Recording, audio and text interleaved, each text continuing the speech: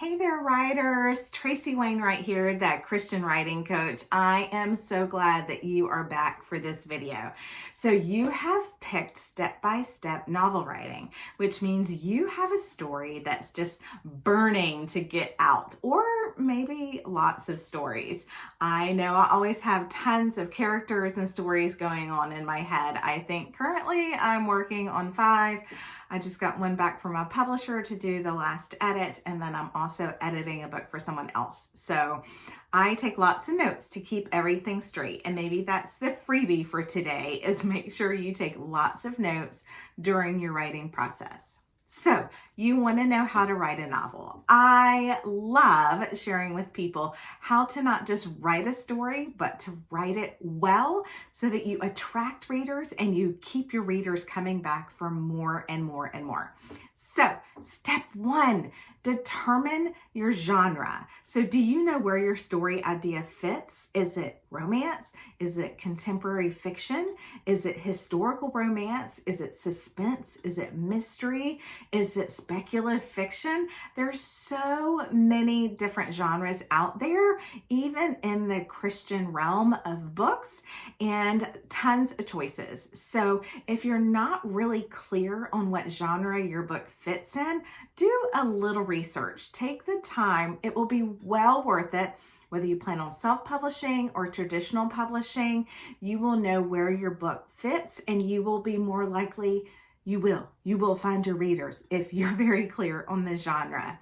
And know that genre, know the rules, know the things that people who read those books are looking for. Now, that doesn't mean you can't ever break a rule. There are really successful writers who have done it. However, you're a new writer, and the chances of you being able to have a breakout novel that breaks the rules is about 1 in a trillion, probably. So yes, I just made that up, but I'm a writer, so I can make things up. But you get the point. Know your genre and write for your genre, because you're writing for your readers that like to read that genre. Step 2, brainstorm. So get all of those ideas out of your head and onto paper. And you may find that you do have more than one book, that you have a set of characters and then a set of spin-off characters, or a completely different set of characters, or your story plot is just too involved for one book. So you've got to split it up in a trilogy. But you've got to get all of that out of your head and on paper. Now, sometimes I just sit down and start writing a chapter or 2 or 3, and then I pause to brainstorm because I have scenes going through my head, but that's after 20 years of writing. So I still recommend, and I still myself go through the brainstorming process on every single book that I write.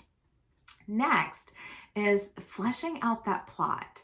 So you really want a plot that follows the story arc. So you start page 1 with something that's going to interest your readers. Now, that doesn't mean that there has to be this big, huge incident on book 1, but you really want to start with your characters in some sort of action, even if it's the everyday action, before you break it up with whatever event flips the world upside down. But you want them to be interested from the beginning.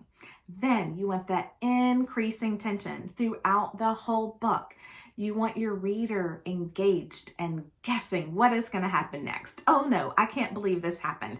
And you want them to care about what's going to happen. So you don't want it to be something that's completely and totally unbelievable. One example I never forgot was a literary agent said he actually had a submission that had an alligator fall through the roof of a boat while a fight was going on, because the author apparently couldn't come up with anything more realistic. And so don't drop an alligator in your scene was the piece of advice, and I have kept that.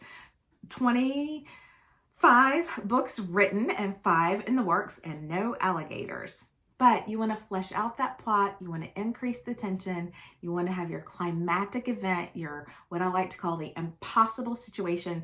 How in the world are your characters going to resolve their conflict or get out of that problem? And then give your readers that resolution. So you want to flesh all that out.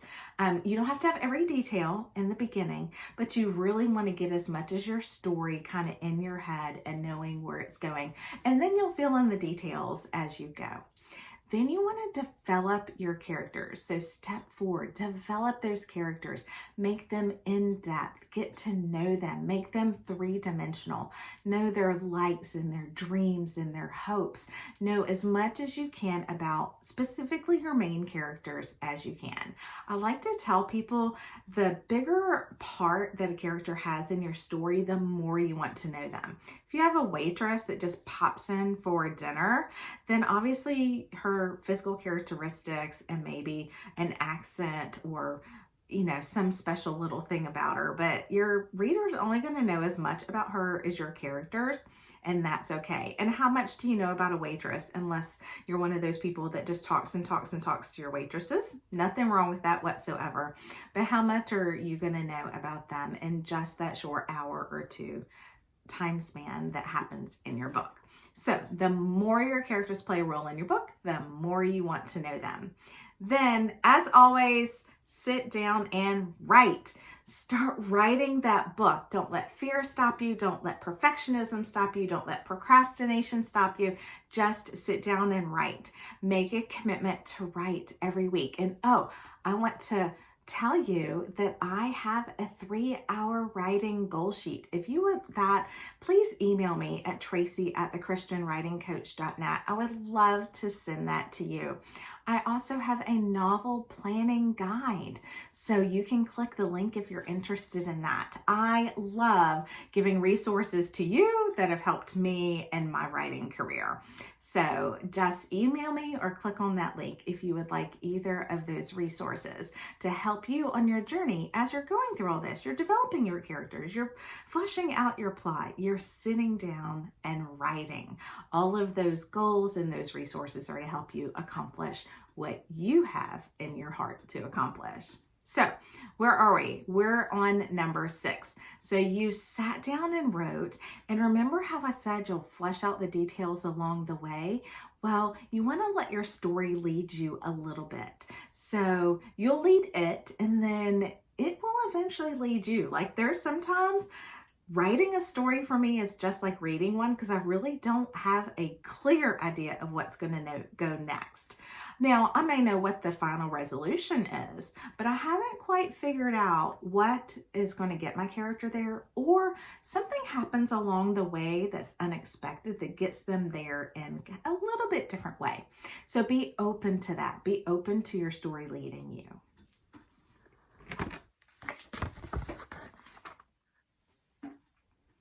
Step number 7. Now, this is a step that you really want to follow the whole time that you're writing, and that is keep your reader engaged on every page. Make sure every chapter counts, every scene counts, every conversation does something to add to your character or add to your plot. Now, there's one pet peeve I have I just want to share. Don't end every chapter with a question. Like, I have to ask a question here, so the reader's burning to find out the answer and we'll turn the page. No, naturally keep your reader engaged through the story and stop at a point where they're like, well, I need to go cook dinner, but really I've got to find out what happens next. So you want to keep in mind your reader as you write. Now, this kind of comes in before you sit down and write, but I don't want you to really focus on it necessarily at the beginning, but make sure that you recognize that good grammar is important and good writing matters. You want to use those strong verbs instead of those being verbs. You want to have deep POV when you're writing your characters. You want to show and not tell. Now, my very first novel, I sat down and wrote it in a few weeks, and I was so happy with it, and it was awful, just awful. But after somewhere between 8 and 12 revisions, it's now book 1 in a 9-book series. So you can always perfect it, but grammar does matter. And before you even ever think about submitting it, make sure that you get that grammar and that POV, all of that, the showing locked down. Now, number 9, get other eyes on your manuscript. Find a friend, find a spouse, find a writing group, a critique group. Go online. There's so many good groups, and you can swap manuscripts. Get to know people, or make sure they're part of an official group so that your manuscript doesn't disappear out of your hands. but get other eyes because people will have important feedback for you and help you make your novel the absolute best it can be.